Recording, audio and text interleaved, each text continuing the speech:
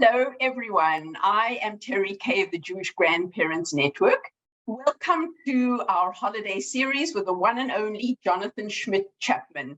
Thank you so much for joining us tonight. We are thrilled that Jonathan is here to help us bring Purim to life through creative play. First, may I mention my colleague, Sarah Reed, our colleague who is going to help us with the tech tonight.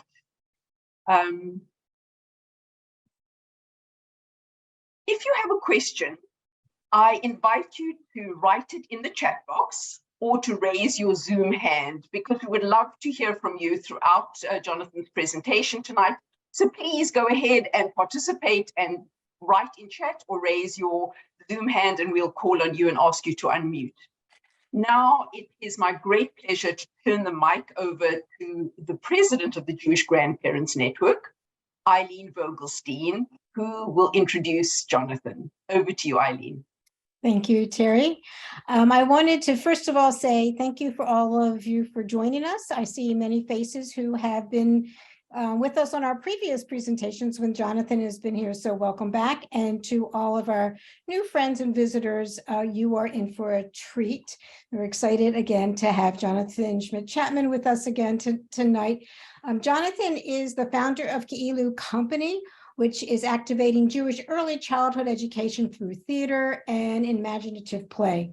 He's the creator of Ki'ilu Kits, which is an interactive adventures that bring Jewish holiday stories to life, as well as Play Along Parsha, which is a resource for 3 to 6-year-olds and their families to creatively engage in the weekly Torah portion. Jonathan is the recipient of the Covenant Foundation's 2022 Pominate Prize, and he teaches coursework on theater with young audiences at Northwestern University. We want to wish Jonathan and his partner David for being new parents again. And we also want to wish Mazel Tov and thank you to Grandma or Bubby, her whatever her name is, for babysitting tonight so Jonathan can be with us. So Jonathan, welcome. We're delighted that you're here with us again, and we really look forward to this interactive Purim experience. Thank you so much, Eileen, and thank you, Terry. It's great to be back with everyone. We've had such fun this year with the Jewish Grandparent Network, looking at ways to bring Jewish holidays to life through creative play and imagination and theater. And Purim lends itself beautifully to this. It's not so much of a stretch. So tonight I'm going to be asking you all to play along with me, and there will be much opportunity for interaction on this webinar. So get ready to play. I also thank you, Eileen, for mentioning that I am home with a 5-week-old. So excuse me if I have a little bit of a newborn zombie brain, but I'll be getting energy from all of you as we move through tonight. I'm going to share my screen now to provide some visuals with slides, but I'll go back and forth between the slides and turning those off so that I can see all of you. And we can get started right now. So I imagine that Purim is a holiday that if you are not near your grandchild, if you don't live near your grandchild, you probably aren't traveling to see them for Purim. It's not one of the big ones in terms of being together in person. Maybe you are, and that's great. But tonight we're going to focus on activities that you can do both in person and virtually, so that no matter where you are, you're able to celebrate Purim together. And we'll be pushing beyond the things that you might associate with Purim, dressing up or eating Hamantaschen, and thinking about how to bring the story of Purim to life together and the themes of Purim to life together with your grandchild. As Terry and Eileen mentioned, I'm really focused on thinking about how we activate Jewish content and Jewish story specifically through play and using the tools of the performing arts to really bring these stories to life together. And finding ways, even if you don't consider yourself a theater person or an actor, finding ways to make this accessible so that you can really just meet your grandchildren where they are and play with them. I believe that play is the natural language of children, and we as adults have to kind of find our way back to it. It's back to speaking that language that may come naturally to you, and it may not come naturally to you. And so I'm hoping to offer you tools, no matter where you are in that spectrum, to bring these stories to life together and have fun along the way. So if you want to play along with us tonight, you got a list of things to source at home in the email from Terry and Eileen. If you have not sourced those, you can go get them now. So I'll go through them. If you want to play with us, you just need a long, thin cooking utensil like a wooden spoon or a spatula, a dish towel. So I'll hold up some stuff. So I'm using these. You'll see what's taped to it in a moment. Either a dish towel or a cloth. If you have the printout of the Purim puppet template, which is in the discovery kit, which we'll share later, you can use that. If not, you can just use the utensil and the dish towel. That's fine. Susan, I see you on my screen. That's amazing that you already have your puppets created. Fantastic. You'll need a paper and a pen or a pencil, and then scissors and tape. So if you want to grab some of those things now or all of them, please feel free to step away and grab them, or you can just watch for now and try them later. So a bit of an agenda for tonight's workshop. We're gonna do a brief overview of Purim. Some of you may be very familiar with the holiday. Others might not know much about it at all. The story of Megillat Esther might be a little fuzzy. So we're going to go through it, specifically looking at ways to tell the story to a young child, because parts of the story might be a little challenging, depending on the age of your grandchildren. We'll look at the activities, some of the activities that are featured in our Purim Discovery Kit, which is available free online for you to use. And I know that the Jewish Grandparents Network sent that out to you, and you can find that on the website. And please feel free to share it with others who may not be here tonight with us on the webinar. We'll do some activities from that and some demonstrations. I'll ask you to play along. And then we'll reflect on what you thought you could take from these activities, what other ideas they spark, and maybe thinking more broadly about ways to engage your grandchildren, especially virtually if you're not near them physically, ways to bring all kinds of Jewish content to life and Jewish engagement to life virtually. And then we'll take some questions. Okay, so the first thing I'm going to ask you to do, as we have, for those who have been on these webinars before, I like to start asking you to recall your most vivid memory around this holiday. So what is the first memory that comes to mind for Purim at any point in your life?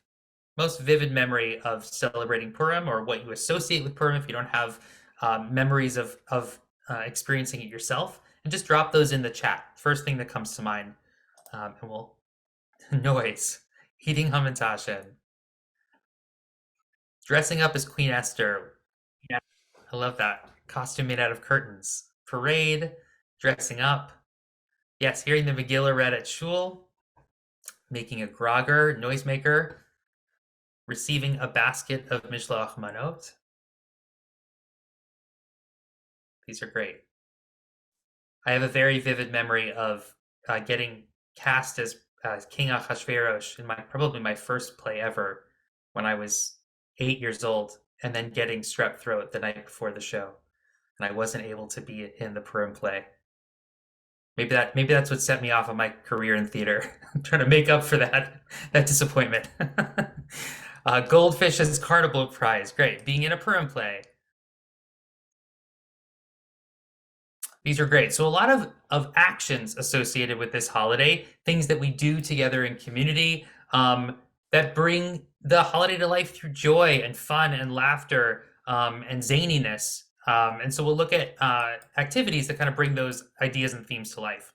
Now I just want you to think, as we move through tonight, how can you find ways to connect the holiday of Purim with your grandchild? What are ways that you can use this holiday as a way to build connection? No matter how old your grandchildren are or where they are. So this is just an image of the Discovery Kit for those who haven't explored it. We have these kits available now for 3 holidays. We'll have one for Passover coming up as well. So you can check this out if you have not yet. And many of the instructions of the activities that we'll explore tonight are written out in there for you. So the kit is broken out into 3 sections. And we'll be looking at activities from all of those. The first is really thinking about the story of Purim, both as a story we tell and a story that we perform. One of the traditions of Purim is actually acting out the story and bringing it to life through theater in a performance called a Shpiel, thinking about ways that we can perform the story and become the characters of the Purim story. The second, we'll talk about some of the customs and rituals associated with Purim. Many of those were coming up in the chat already. And then finally focusing on one of the themes of the story of being brave enough to be who you are. Connecting this story of Purim to our own lives, your life and the lives of your grandchildren. Thinking about what it means to be brave and bold in the world like Queen Esther was when she shared her Jewish identity with the kingdom of Shushan. Okay, so we're going to do a little bit of a review. For those who may be thinking, as I've been going through this, wait a second, who is the king? Who is Esther? What actually happened? And this is my adaptation version of the story of the Megillah, specifically geared toward young children. But obviously there are ways to expand upon this if you want to get more detailed with the book of Esther. So one day, long ago, King Ahasuerus of Shushan threw a party for his entire kingdom. He asked Queen Vashti to dance and entertain the partygoers, but she refused. I don't like being told what to do, and I will not dance, she proclaimed, and she stormed out of the kingdom. Can I get a volunteer to read the next slide? Yeah, go ahead, Edna. The king was left without a queen to rule by his side. I have an idea. I'll throw a royal contest to choose the next queen, he said. A Jewish man named Mordecai told his niece Esther to enter the contest, and the king chose Esther as the winner. Tell me about yourself, Esther, the king requested. Esther talked about her hobbies and her favorite places in Shushan, but she left out one very big detail. She decided to hide from the king that she was Jewish. Thank you. I'll be happy to read. Great, go for it. And my name's Shar. Hi.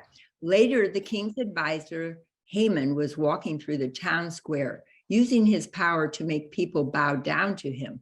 Mordecai refused. I am Jewish. Something popped up on my screen. Sorry. Okay, Yeah, I was asking you to start your video so that I can spotlight you. Are you willing to do that? I am. Okay. I am Jewish and I don't bow down to anyone but God. Mordecai bravely said to Haman, "You'll regret this, Mordecai," Haman said. Haman convinced the king that Shushan was too crowded and that the Jewish people were the problem. They need to go, Haman hissed. Thank you. Mm-hmm. Somebody else? I can't see everybody, Terry, so you might have to call on someone for me. Somebody you can just start talking, and I'll if your video's on, I'll be able to spotlight you. So anybody. Donna, how about you? Sandy, Toby, go for it. I'll start. I'll go for it. When Mordecai learned of Haman's evil plan, he sent a note to Esther saying, "You have to save your people." Esther came up with an idea. She threw another big party and invited the whole kingdom. In front of everyone, she revealed her identity. "I am one of the Jewish people, the people you have decided don't belong in Shushan." The king couldn't believe it, and he definitely didn't want to lose his queen again. "It was his idea," said the king, pointing to Haman. "Shushan is a city where all people can feel welcome." Esther saved the day, and the Jewish people of Shushan celebrated. Fantastic. Thank you for that group reading. So for those who are very familiar with this story, this is a distilled down version and one that hopefully feels more accessible to read to a young child, especially around Haman's plot and how to contextualize it in a way that is less violent, in the way that relate to especially a much younger child, and kind of boils down the story into the big plot points. So this version is in the Discovery Kit if you'd like to use it or read it, or base some of the activities that we'll do tonight around it. But take a moment to think about just having taken that story in. Anybody want to drop in the chat things that you would lift up or questions you would ask your grandchild based on the story? If you were telling it that way, or conveying it, what are the themes you'd want to pull out or the questions you'd ask? We'll take a moment to group brainstorm that. Anything that comes to mind, you can drop that in the chat.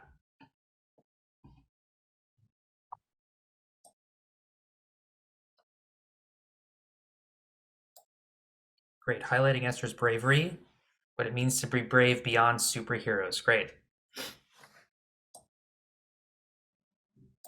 Think of a time you were brave like Esther. Do you know what Haman meant when he said, "You will regret this, Mordecai"? How can we be brave and supportive of our friends and classmates?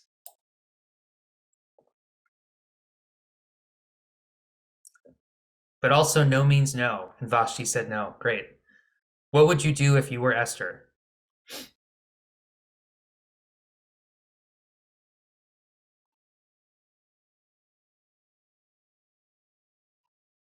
Or there are things you're afraid of. Why is bowing down to Haman a problem? These are great.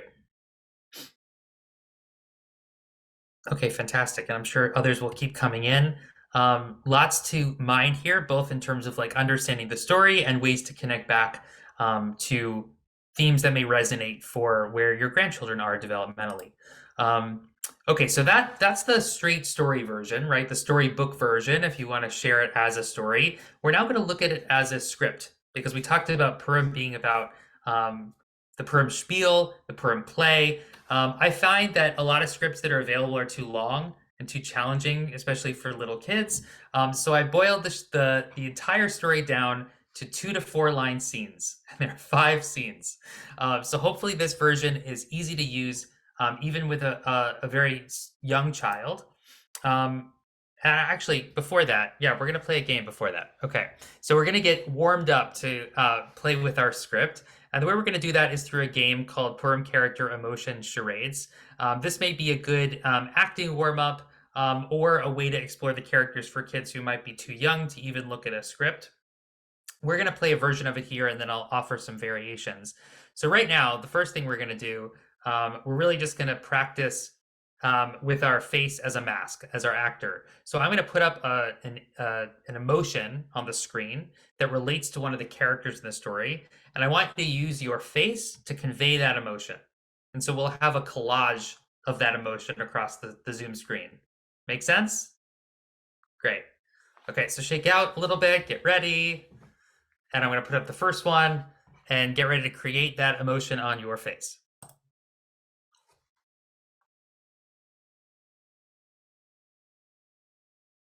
Fantastic. And Terry, maybe unspotlight me so we get some of these, so we see all of them. Perfect. Okay, let's do that one more time. 1, 2, 3. Fantastic. So excited. And this relates to, in the story, Esther is excited when she's chosen to be the next queen of Shushan. Okay, ready for the next one?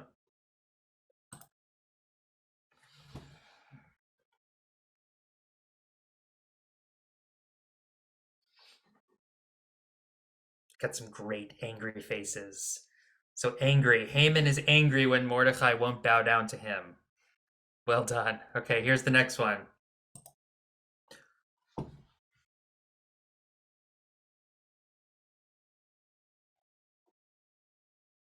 So scared. Mordecai is scared when he overhears Haman's evil plan to rid Shushan of the Jewish people. And our last one.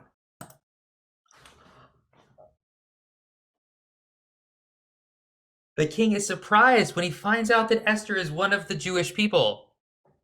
Okay, great. Thank you for playing along. Those were fantastic. We need like screenshots of all the emotion faces. So you see on the slide, I put an image of the face, kind of graphic image, as well as the emotion, and then how it relates to the story.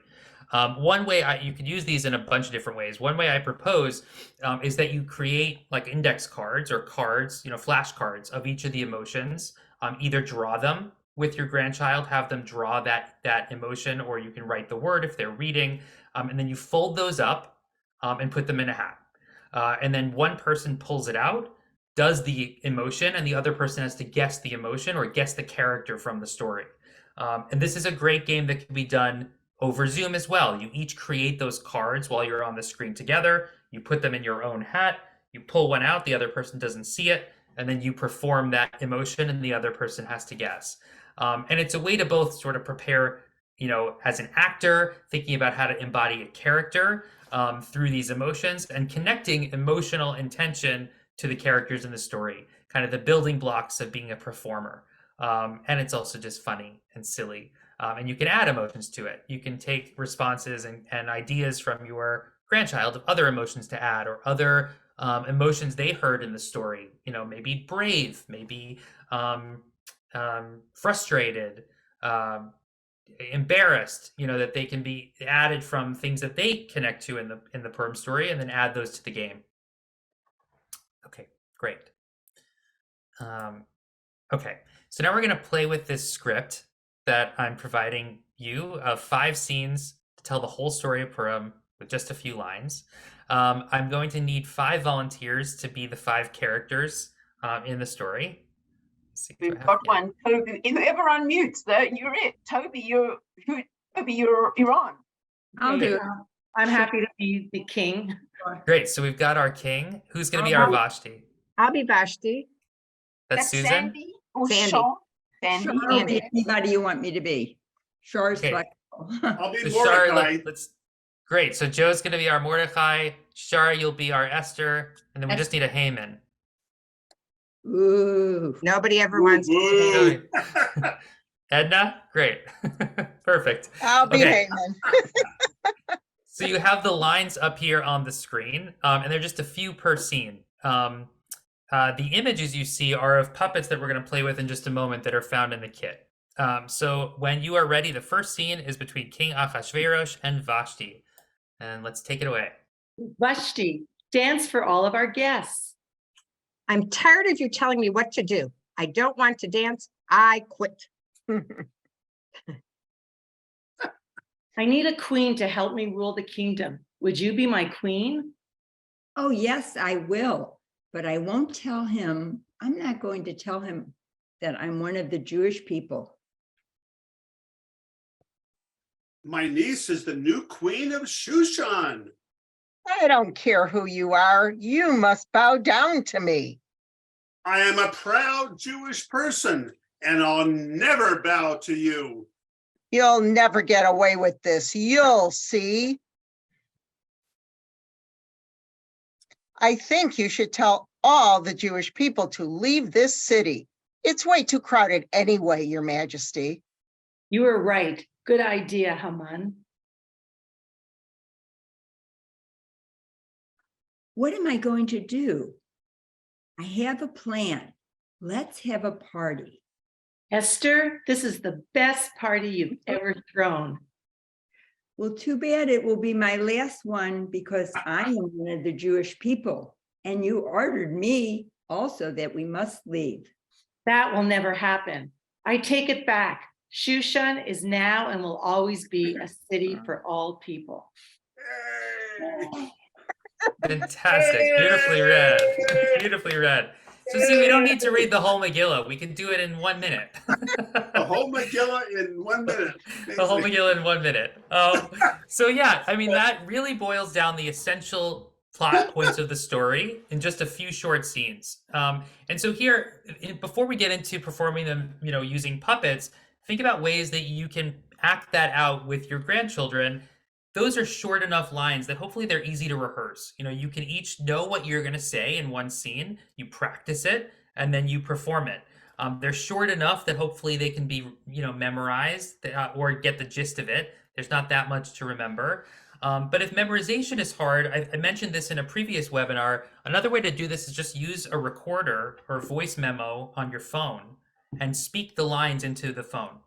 And then you have them recorded to play back and act out with your body so that you don't have to both remember to act out and say the lines.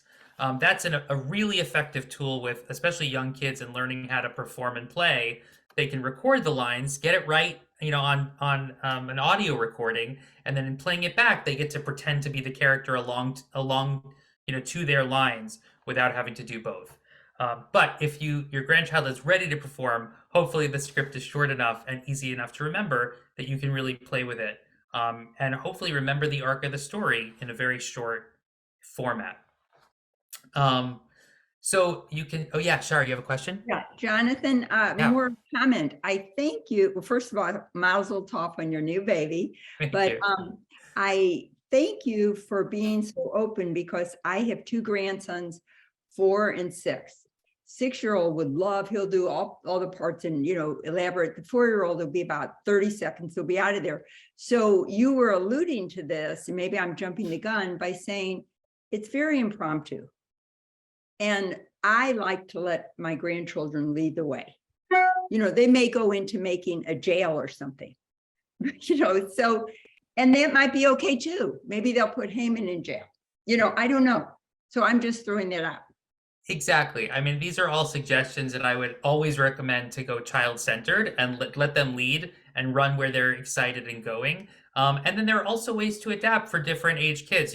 If performing a whole story is way too much, obviously for maybe a 4-year-old, even making character sculptures, making your body into Haman, making your body into the king. What does that look like? And that could be a fun game of modeling. You do one and then they repeat, and then they do one and you repeat. Ways to kind of take these ingredients and find ways to play it, that can work for any age, kid. For an older kid, it might be fun to figure out how to create, a video version of the show that you could record using, miniatures, as we look at puppets now, and using the Zoom screen. For older kids who might not want to perform, they might really enjoy, videoing and editing a mini version of the story as a way to kind of experiment with filmmaking, which could be, fun and kind of a way to age it up. So good segue into looking at these puppets. So puppetry has been a theme for us. We've looked at different puppetry techniques. If you've been with us for these different holiday webinars, today we're going to look at a style called hand and rod puppet. This is a kind of DIY version of a hand and rod puppet. So we're going to take I cut out the character face, and Susan has one to demonstrate as well. From the kit, you have the 5 faces of the 5 characters. Obviously, these can be colored in and decorated. I've attached it to the utensil. And what I'm going to do is take just like a dish towel here. So I'm going to put my hand underneath the dish towel and then wrap my hand that has the dish towel on it around the puppet. So this becomes the puppet's costume. So we see the puppet's head, and then the dish towel becomes the costume. And then your other hand goes underneath the costume to become the puppet's hand, so that you can manipulate, let me get situated here. You can manipulate the head, right, with this hand, but then gesticulate with this hand. And what could be really fun, especially if you're on Zoom, is getting out of the way and just having the character talk to your grandchild. So the king might say, "Who will be my next queen of Shushan? I choose you." Yeah, so if you have one, you can play with this. It's really fun to have your hand kind of act out the emotions of the character, and then use this hand to kind of think about movement. You can also bring the character, especially if you're on Zoom, the character can get really close to the camera and really far away. The hand can get closer and further away. You can work with entrances and exits across the screens. Zoom is actually really fun to play with for puppetry, but obviously this is also really fun if you're in person. And I would, recommend you can either do it where everybody can see each other, or you can use a chair, put a sheet over a chair, and that easily becomes a puppet stage where you only see the puppet, and you can hide yourself. So this is a great way as well to bring that script to life. We've created, I have here 5 different characters. I also brought several different color napkins and dish towels so that you can create, different costumes for each of your characters. And they can each have a different gesture, right? You can also use that emotion, Gabe, to kind of segue into this, right? So we played with those emotions of the characters, maybe the physicality. Now, how do we turn that into the character as a puppet? What their gestures would look like, what their voices are like. And these are really easy puppets, especially even for a little kid to play with, because their hand is really, the hand of the puppet. This is you're just holding it with your fist. It doesn't require much hand-eye, dexterity to be able to manipulate it in the way that maybe a typical hand and rod puppet might be more complicated. So great. Nice job, Joe. I see nice job, Toby. I see some people playing with them. Yeah, you can also play with the hands underneath the dish towel if you want to, go that route, rather than having it your full hand. There's all kinds of ways to play with it. This can also be something you decorate, right? This could be, if you want to get more crafty, the piece of cloth or the costume can be something that is a project to decorate and create. Any Right, questions? you could have like Yeah. sequins and all kinds of beautiful things for Esther's costume. That'd be Exactly. great. Yeah, what a good idea. Exactly. And it's super simple. It's also something that's very easy for you to create at a distance. So one of you can create one character. Because those scenes are two characters, right? You can create one, the other person creates the other, and you can act it out on Zoom. You can also film it on Zoom so that it becomes something you can share with others. If you create your own virtual Purim Shpiel, and then share it around with other family, or even just watch it back. I recently created a video puppet show with my son, and he loves rewatching it. You know, it was way more fun to do it that way than just play it and act it out, because it becomes a video he can rewatch. It's actually a really interesting thing developmentally about that age. I'm learning as a theater person, you know, taking my son to see a show or making a show, I guess because they're used to consuming media that is rewatched. You know, he was like, I took him to a play recently and he said, when can we watch it again?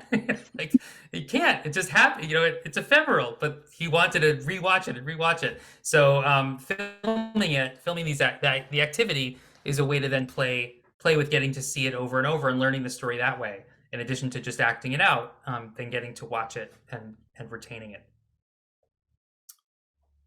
Okay, I'm going to share my screen again. We've offered a bunch of activities now for the story of Purim, and now we'll look at a couple of other fun activities around some of the other customs of Purim. Okay, so upside down costume swap. This gets at the idea of Purim being a holiday that is topsy-turvy, where the story is upside down at the end. Everything is that was right side up is upside down and reversed, as well as the idea of dressing up, which is a custom that we have on Purim. So in this activity, you would each, with your grandchild, you would each draw a costume for the other person. Imagine in your head, you know, a costume for the other person to wear. But then you would take the drawing that your grandchild makes, they would take the one that you make, and try to find things around the house to make that costume reality. So how can I take the thing that you drew, and then create it using stuff that I find around the house? Clothing, fabric, towels, and obviously it won't look exactly the same, but part of the fun is thinking about, you know, you drew a red shirt, where can I find a red shirt? And being as creative as you can, costume designing for each other, just using things you can find around the house.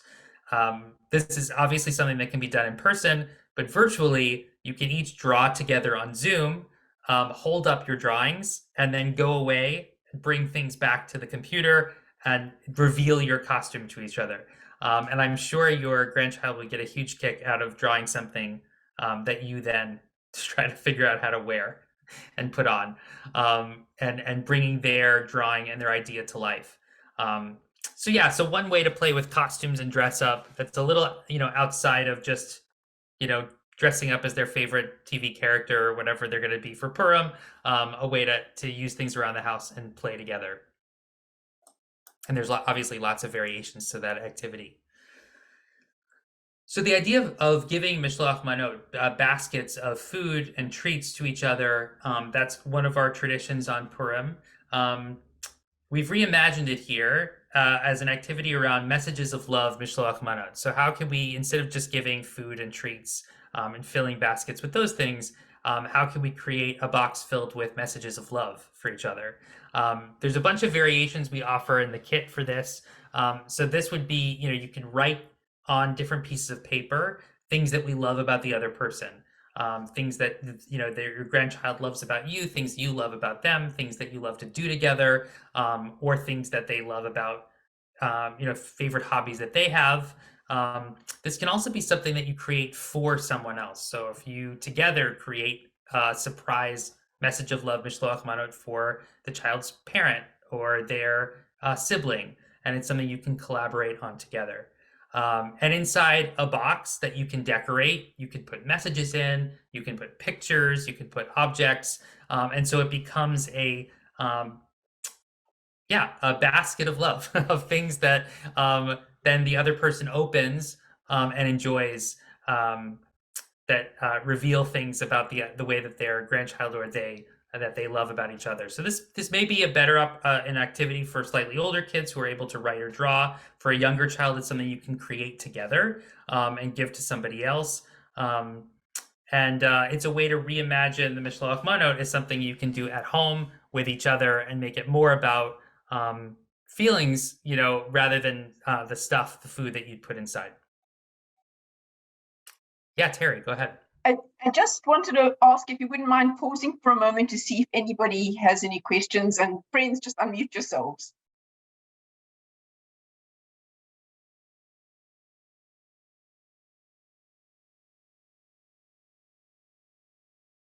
Okay, all good.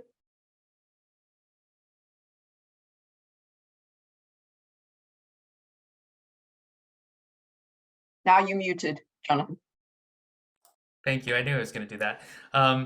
Here's another activity that we can do together. So this is a version of poem writing where you'll create a Hamantaschen Haiku. So a Hamantash has 3 sides. The cookie is, some people say it looks like the hat that Haman wore.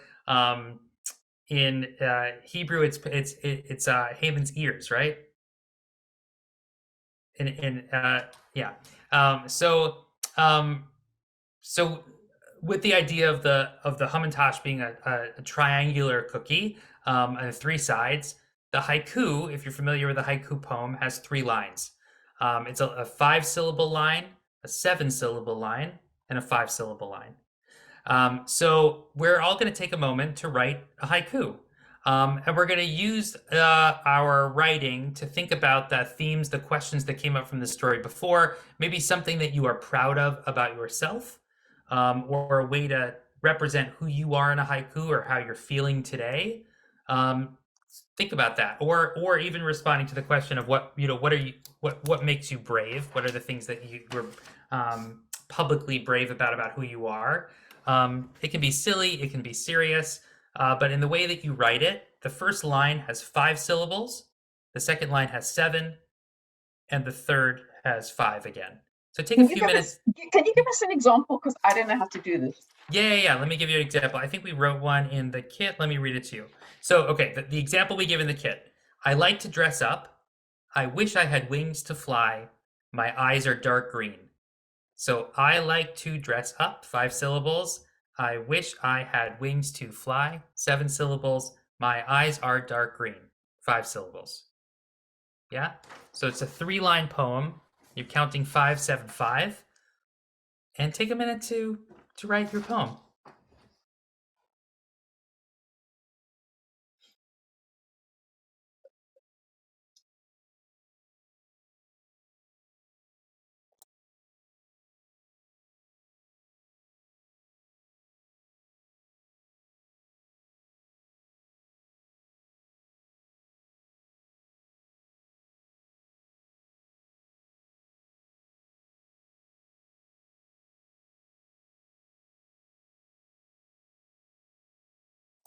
I find if you're stuck, it's easier to come up with, what do you want to say? What are your ideas? And then try to then count them into the syllable count and edit it to fit that format.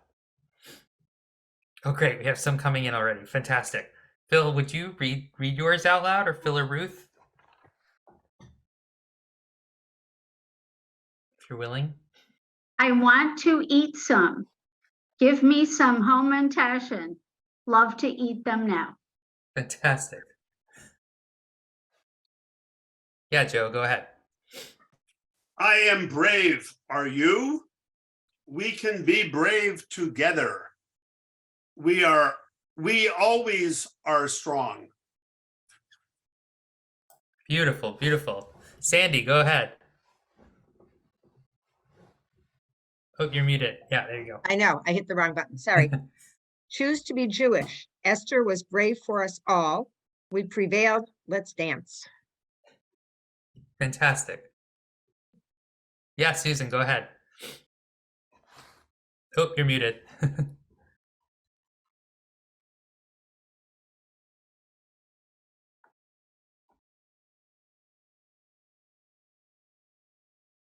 And that's your cell phone. You can pop it in the chat. We can read it out loud for you too.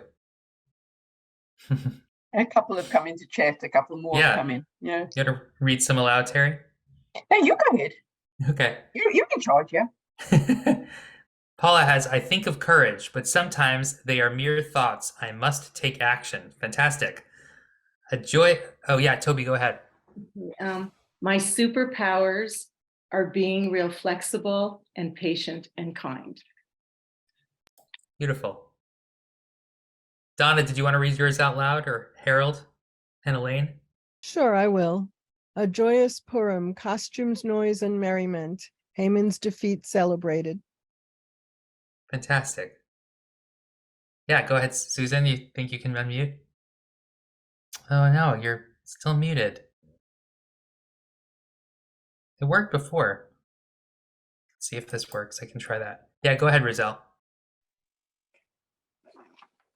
Purim, so much fun. I wish I could kiss your face. I love your giggles. Oh, That's great. but tears allowed. Susan, go ahead. Now you're unmuted. There you go.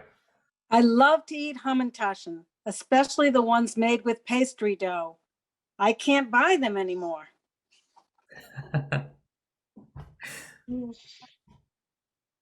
These They are used to great. make them in Massachusetts. Yeah. Fantastic. Fantastic. Thank you for jumping in and writing beautiful poetry, some about Purim, some about yourselves. I'm going to show you now what we offer in the kit. So this is something that you can either, again, depending on the age of your grandchild, each of you write one and share, or you can write one together. But we give you a template to write the poem on Hamantaschen dough. And then you can decorate the inside and draw a picture that matches the poem. And then on these lines, you fold them, fold the 3 lines so that you make a paper Hamantaschen that has your poem. And as you open each side, you can read the 3 lines of your poem. So it's a way to make your poem into the shape and the image of a Hamantaschen if you don't feel up for actually baking Hamantaschen together. If you do, we offer recipes and ideas in the kit. But if you don't, this is a great way to make one together and also offer some creativity in writing and writing a poem together. Okay, so we've offered a bunch of ideas. Want to zoom out now. So what are you inspired by? What are the things that you saw tonight that you think you can go ahead and do? And then what questions do you have? What came up that you're thinking about?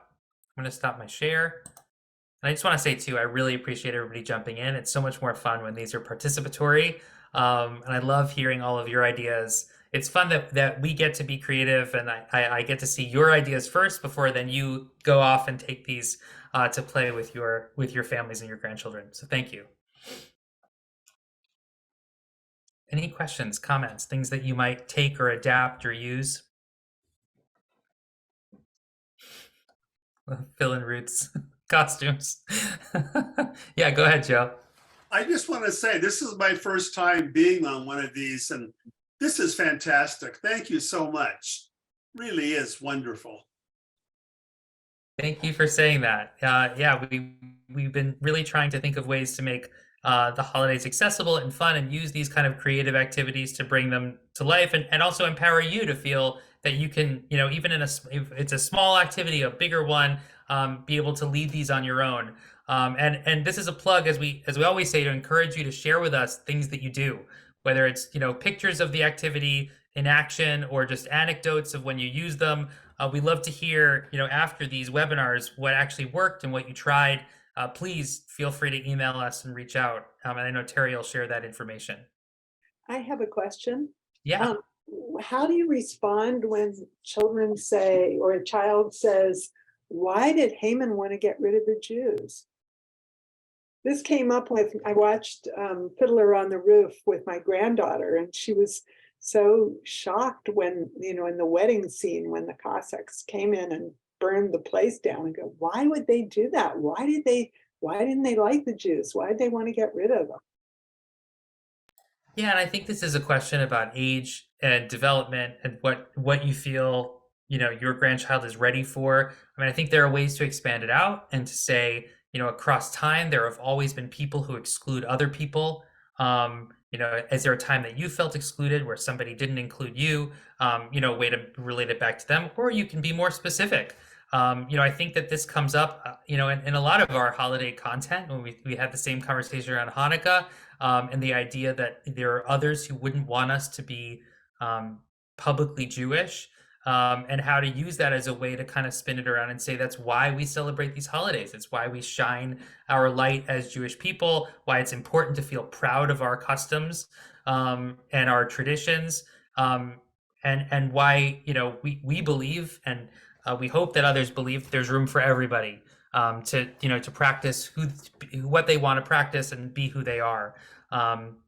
That's one offering, but I'd love to hear some others from people on the call of how you would handle that question or how you have handled that question as it's come up.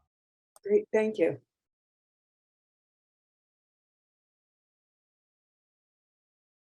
Jonathan, I would unmute. This is Chartobus again from St. Louis, and just say you answered correctly, in my opinion, age appropriately. How much can they hear?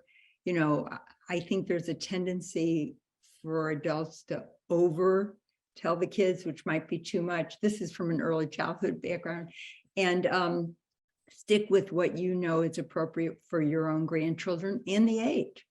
So you answered. Thank you. It's been very helpful.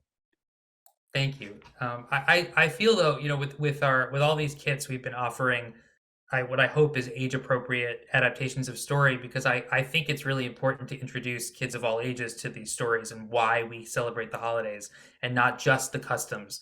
And I think because some of the stories are more challenging, especially around the themes of anti-Semitism and violence, many feel, oh, well, my child is too young for this story. So we're just going to focus on a Hamantaschen or lighting the menorah, or and we're not going to deal with the story yet until they're older. And I think there are ways, no matter what age, to lead with the story of the why, the why we celebrate the holiday, but obviously adapting it, in ways that make sense to a young child and where they can relate to it and not be scared of it. But it's definitely a complicated issue. Yeah, Toby, go ahead. I was just going to add too, I'm also an educator who worked with every age group from birth through college. So I would say that using picture books for all ages, like you find the themes that you're interested in, and you can Google all these different lists of really great picture books. And I've even done it with high school students when I'm teaching about the Holocaust to level the field. So when you get into these very complicated topics, and again, they have to be developmentally appropriate, less is more, you want to tell the truth, but again, you have to think about the age. I'm just going to say the power of picture books is really important. I have a question. Yeah. I'm sure I'm not the only one, or maybe I am, but I doubt it, that whose grandchildren's parents may not be as enthusiastic about passing on Jewish traditions as the grandparents are. And especially if you're doing it from a distance, you're sort of not there to have a conversation necessarily. You're just, a million miles away.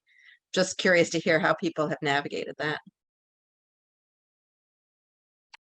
I have some thoughts, but I'd love to hear from other grandparents about how you're navigating that and your experience. So I'll open up the room first for anybody who wants to chime in.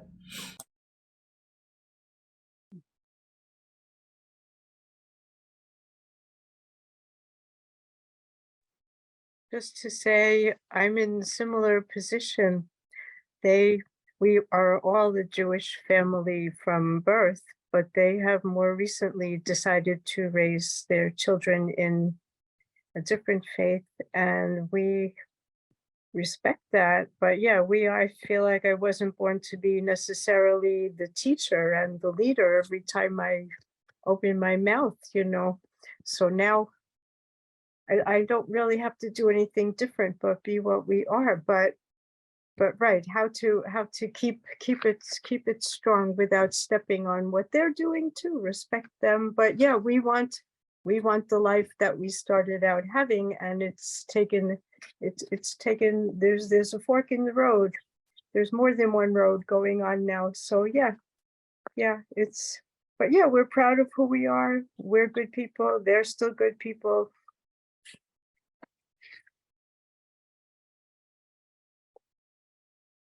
Thank you for sharing that, Barbara. That sounds very tough. I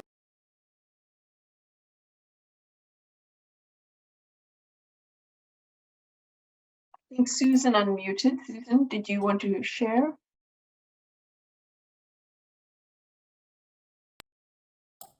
Obviously, everybody's. Oh, yeah, I heard somebody. Oh, okay. Yes, Susan, go ahead. I'll share.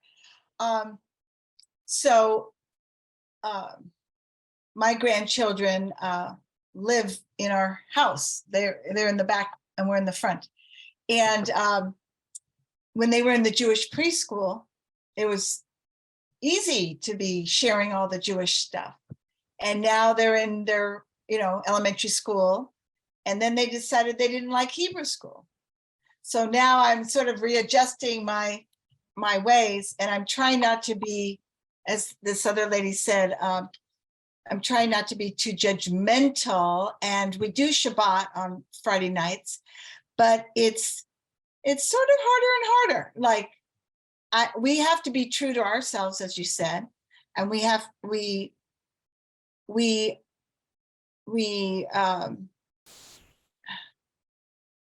always felt Jewish. We've always celebrated Shabbat in our own way.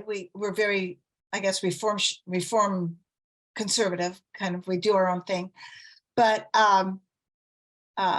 it's important to be loving, kind, and nice with people.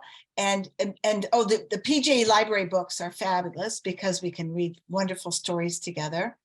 And I think you've got a great idea with your kits. I love. I think it's going to be very helpful. But I teach in a religious school, and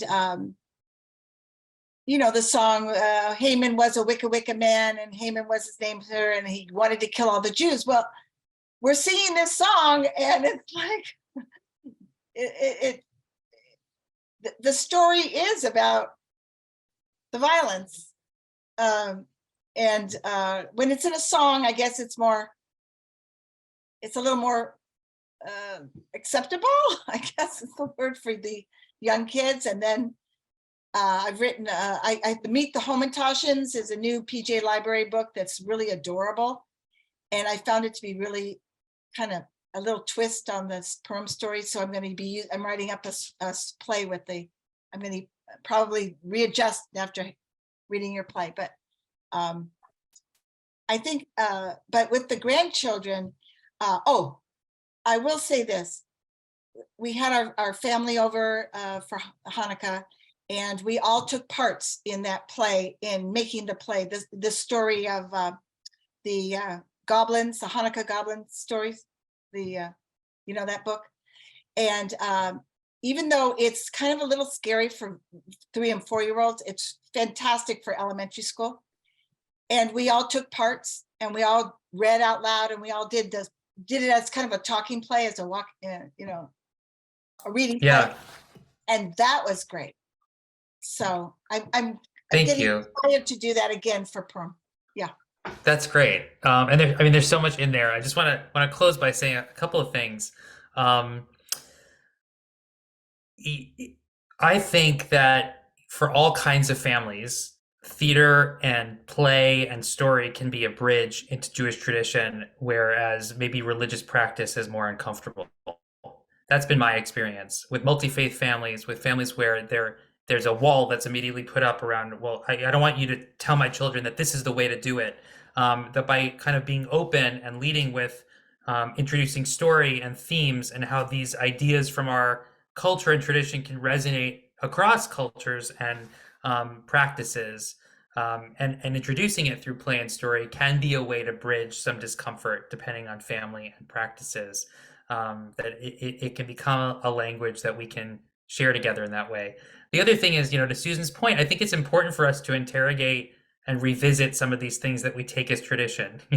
The Haman song, the way we deal with the plagues at Passover, things that maybe were done that don't feel right, that maybe we shouldn't be playing with in the same way, especially with children, and that it's important to kind of rethink through our modern lens of what is the right way to introduce this, and how can we still be true to the themes and the ideas, and maybe not lead with the violence or the ways that these have been introduced before. So just something to think about. And it's a good segue, Terry, as we segue to Passover and thinking about our next one, which is right around the corner. Please join us for that one as well. We'll have a webinar and a kit to bring that holiday story to life as well, which is also a challenging one, but I think a beautiful one to bring to life through play and imagination. So thank you so much for joining us tonight and for being here and participating so much. Thank you. Thank you. Thank you so much, Jonathan. Thank you. To everybody, we are so grateful that you joined us. Thank you for giving us of your time. Jonathan, thank you for your creative ideas again. We look forward to seeing all of you on Tuesday, March the 28th for our Passover how-to. And we will have another discovery kit available well before that. Again, thank you for sharing your time with us and for all your incredible participation. To all of you, and Sarah, thank you for helping facilitate, Eileen for leading us, and Jonathan, 1,000 thanks. Hope you get some sleep tonight. Thank you. Bye-bye, everybody. Bye. Good night.